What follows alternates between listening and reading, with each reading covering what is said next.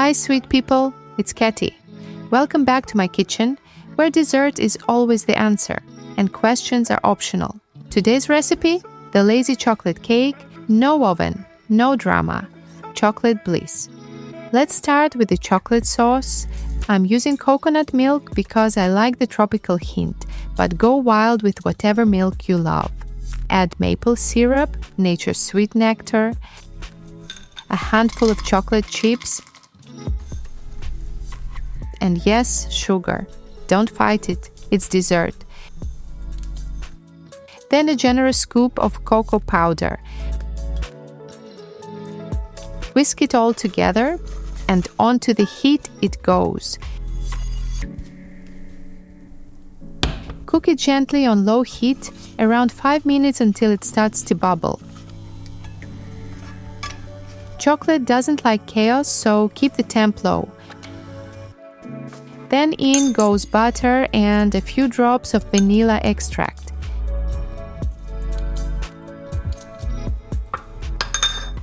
Stir until silky smooth. And there it is, our chocolate fudge cream, thick, glossy, and slightly dangerous. We'll let it cool for now. Half of it will become part of the cake batter. The other half, stay tuned, we'll save that for a luxurious topping later. Now onto the cake base. I chopped 5 dark chocolate bars. Yep, 5. That's 450 grams of pure love. Use at least 70% cocoa if you want deep, dramatic flavor. Don't skimp here. This cake is all about indulgence.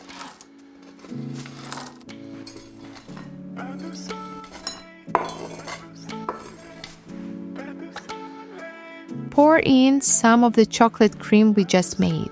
This is where the magic begins. Add coconut cream or heavy cream if you're a classic soul. And gently move the bowl to a water bath. Think of it like a chocolate spa. Now melt it all low and slow. Stir gently until it's fully liquid and dreamy.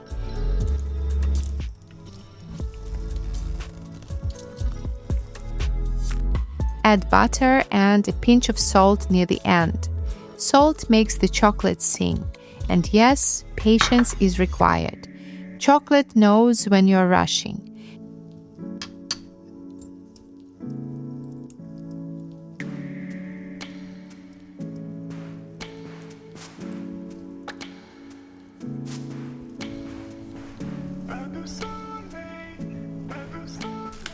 Now crunch time. Grab 300 grams of cookies. I mix chocolate cookies, graham crackers, and simple biscuits for contrast.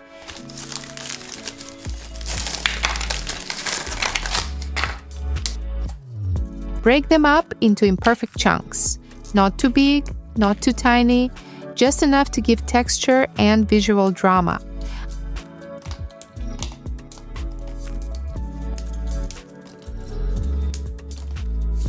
I'm using an 8-inch cake pan for layering. First, chocolate batter.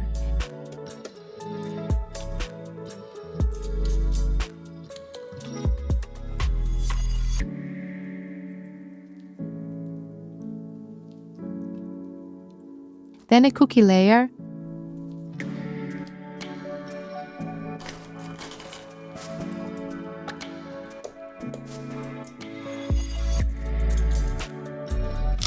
Again, chocolate.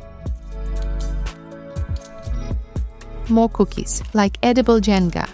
Repeat till everything's used up.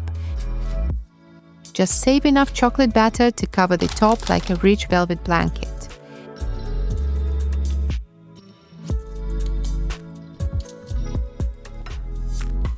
Now into the fridge it goes for at least 4 hours. Yes, chilling is part of the process and the vibe.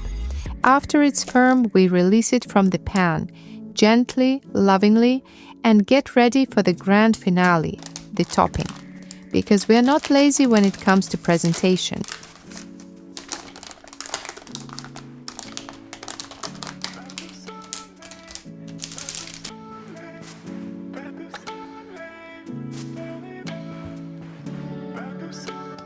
I melt 90 grams of white chocolate over a water bath.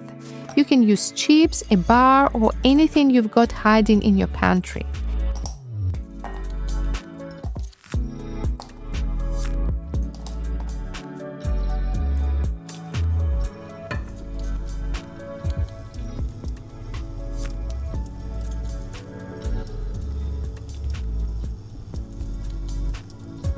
At the end, I stir in a tablespoon of coconut oil to make it silky and drizzle ready.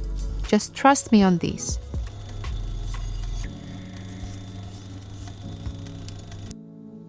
Now for the best part, the glaze. First, we coat the top with the leftover chocolate cream from earlier.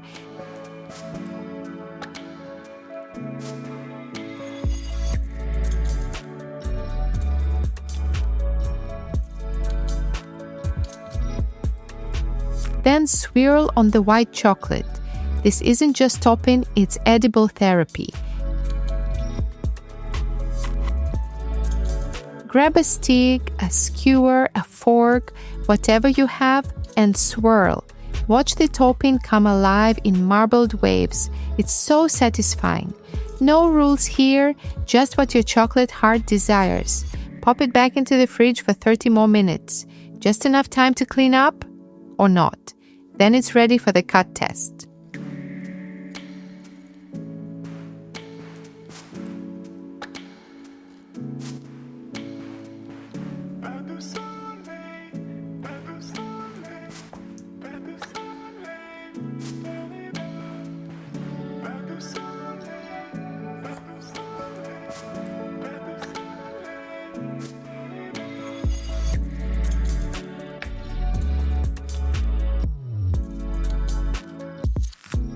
Oh my goodness, this cake is pure chocolate fantasy.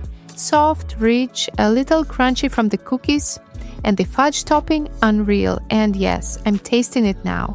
Try and stop me. Let me know in the comments if you're going to make it, or just come say hi. And subscribe so you don't miss next week's sweet surprise. More love, more sugar, more Katie, always.